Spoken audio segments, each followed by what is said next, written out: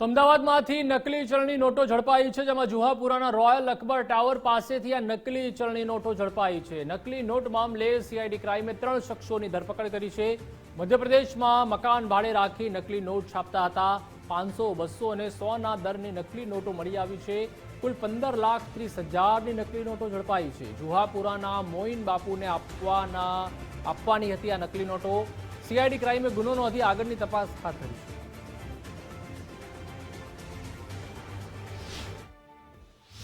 CID ક્રાઇમે 15 લાખથી 16 લાખની બનાવટી ચલણી નોટ પકડી પાડી છે.